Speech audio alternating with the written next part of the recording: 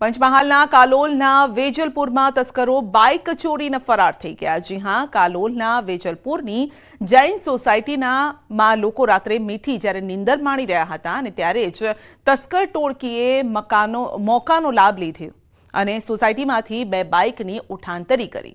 સોસાયટીમાં ઘર આંગણે લોક કરીને પાર્ક કરેલી બાઇકની ચોરી કરી અને 6 જેટલા શખ્સ ગાયબ થઈ ગયા છે। જો કે બાઇક ચોરીની સમગ્ર ઘટના સીસીટીવીમાં કેદ થઈ છે। વેજલપુર પોલીસે બાઇક ચોરી અંગે તપાસ હાથ ધરી છે। તો તસ્કરો આવે છે, બાઇક ચોરી કરી અને ત્યાંથી ફરાર થઈ જાય છે। ઘર આંગણે જ લોક કરેલી હતી આ બાઇક અને ત્યાંથી જ 6 જેટલા શખ્સ ત્યાં આવે છે અને બાઇક ચોરી અને જતા જોવા મળી રહ્યા છે। સીસીટીવીના આધારે હવે તપાસ હાથ ધરાઈ છે। સુરતના પાંડેસરાથી 2 ચેઇન સ્નેચર ઝડપાયા છે। સુરત ક્રાઇમ બ્રાન્ચે પાંડેસરાના વડોદ ગામેથી ચેઇન સ્નેચરની ધરપકડ કરી છે। આરોપી મોહિત પટેલ અને રાહુલ કુમાર ઉર્ફે રંગાની ધરપકડ કરાઈ છે। આરોપીઓ પાસેથી 12 સોનાની ચેઇન, બાઇક સહિત 12,85,000નો મુદ્દામાલ જપ્ત કરાયો છે। આરોપી મોહિત સામે સુરતના અલગ અલગ પોલીસ સ્ટેશનમાં 22 જેટલા ગુના પણ નોંધાયેલા છે।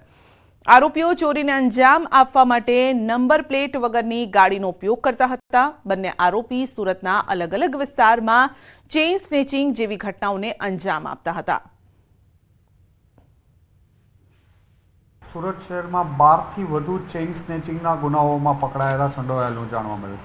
આ બંનેની એમો એવો હતી કે અલગ અલગ સ્કૂટર, એક્ટિવા, એક્સેસ, કરિશ્મા બાઇક, આ બધા બાઇકો ઉપર પાલ અને અડાજણ વિસ્તારમાં સાંજના ટાઈમે મેક્ઝિમમ લોકો જે ચાલવા વોક કરવા નીકળે છે એમના ગળામાંથી ચેઇન સ્નેચિંગ કરતા હતા અને મોટાભાગે એ પુરુષોને પણ ટાર્ગેટ કરતા હતા। BZ કૌભાંડ કેસમાં એક બાદ એક ખુલાસા થઈ રહ્યા છે અને ત્યારે મુખ્ય આરોપી ભૂપેન્દ્રસિંહ ઝાલાને લઈ વધુ કેટલાક ખુલાસા થયા છે।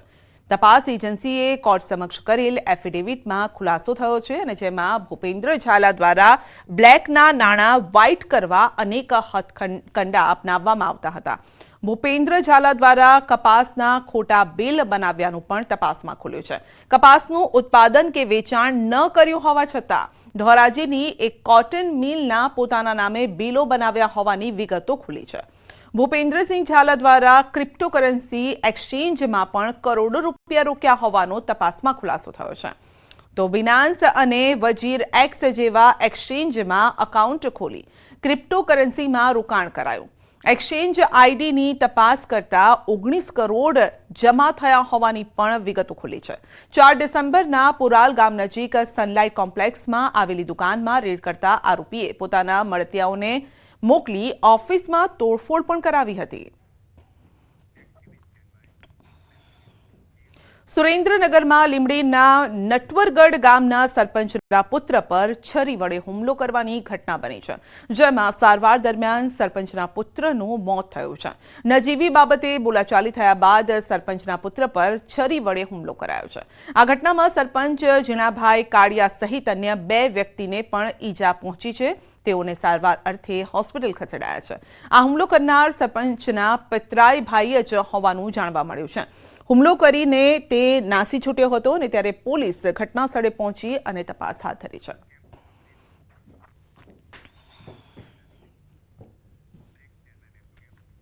બુલેટિનમાં આગળ વધીશું નાનકડા બ્રેક બાદ।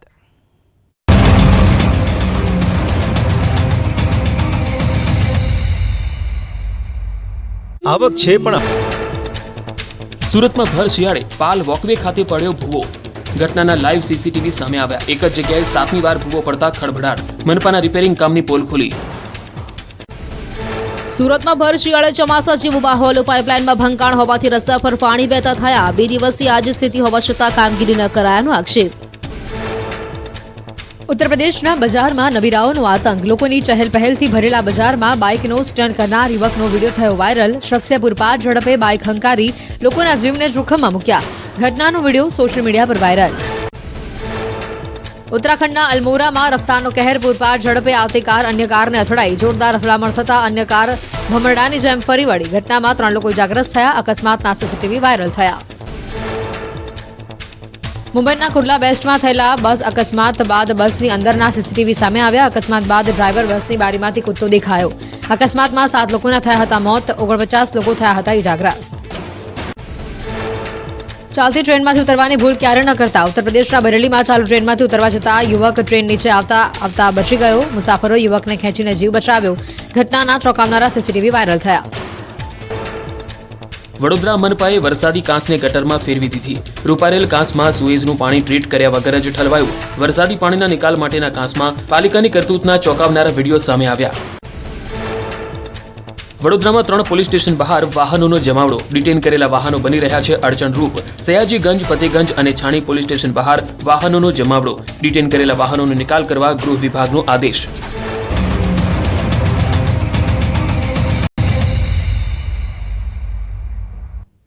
વધતા અકસ્માતોને લઈ હાઈવે ઓથોરિટી એક્શન મોડમાં આવી છે. અમદાવાદ વડોદરા એક્સપ્રેસ હાઈવે પર રોંગ સાઈડથી ઓવરટેકિંગના કારણે અકસ્માત થતા હોવાનું જાણવા મળ્યું છે. વાહન ચાલકો ઇમરજન્સી લેનમાંથી ઓવરટેકિંગ કરતા અકસ્માતની ઘટનાઓ બને છે. વર્ષ 2024માં ખેડા જિલ્લાની હદ વિસ્તારમાં અકસ્માતની 13 ઘટનામાં 19 લોકોના મોત થયા હતા અને આવો જ અકસ્માત 17 એપ્રિલ 2024 થયો અને જેમાં અર્ટિગા કાર ઇમરજન્સી લેનમાંથી ઓવરટેક કરવા જતા આગળ ઊભી રહેલી ટ્રકમાં અથડાઈ હતી અને જેથી ઇમરજન્સી લેનમાં ઓવરટેકિંગ વખતે વાહનની સ્પીડમાં ઘટાડો થાય તે માટે હાઈવે ઓથોરિટી દ્વારા અમદાવાદ વડોદરા એક્સપ્રેસ હાઈવે પર ઇમરજન્સી લેનમાં રંબલ સ્ટ્રેપ લગાવવામાં આવ્યા છે. નેશનલ હાઈવે ઓથોરિટીની જે વાન છે કે જે ઇમરજન્સીમાં એને કોઈ જગ્યાએ પહોંચવું છે તો હકીકતમાં એ એની માટેની લેન છે, પરંતુ એની અંદર જે વાહન ચાલકો છે એ ખોટી ઉતાવળ કરી અને એ લેન ખાલી જોવે છે ત્યારે એ લેનમાં ખોટી રીતે ઓવરટેક કરી અને જલ્દી જે તે સ્થળે પહોંચવાનો ટ્રાય કરે છે અને એમાં ક્યારેક આગળ જો કોઈ ટ્રક હોય અથવા તો કોઈ આવું ઇમરજન્સી વાહન પાર્ક થઈ ગયેલું હોય કોઈ ટેકનિકલ ફોલ્ટને કારણે તો એની પાછળ અથડાવાથી આવા ભયંકર અકસ્માત થતા હોય છે. અને જે અમે અત્યાર સુધી એનાલિસિસ કર્યું એમાં મોટા ભાગના એક્સિડન્ટ એવા છે કે રોંગ સાઈડ ઇમરજન્સી લેનમાં ઓવરટેક કરવાથી આવું બને છે. અભિનેતા અલ્લુ અર્જુનની ધરપકડ. હૈદરાબાદ પોલીસે અલ્લુ અર્જુનની કરી છે ધરપકડ. પુષ્પા 2 ફિલ્મના અભિનેતા અલ્લુ અર્જુનની ધરપકડ. પ્રીમિયરમાં ભાગદોડના મામલે કરાઈ છે ધરપકડ. પુષ્પા 2ના પ્રીમિયરમાં થઈ હતી ભાગદોડ. પોલીસને જાણ કર્યા વગર જ અભિનેતા ત્યાં પહોંચ્યા હતા અને અભિનેતાની ઝલક જોવા માટે ચાહકોનો ધસારો ત્યાં હતો. 4 ડિસેમ્બરે યોજાયું હતું પુષ્પા 2નું પ્રીમિયર અને ત્યાં ભાગદોડ મચી ગઈ હતી અને જે મામલે હવે તેમની ધરપકડ કરવામાં આવી છે જેના દ્રશ્યો પણ સામે આવ્યા છે. પોલીસ તેમની સાથે જોવા મળી રહી છે. અલ્લુ અર્જુનને લઈને જતી હોય તેવા દ્રશ્યો જોવા મળી રહ્યા છે. જો તમે પણ પાલતુ શ્વાન રાખવાના શોખીન છો તો ફી ચૂકવવા માટે તૈયાર રહેજો, કારણ કે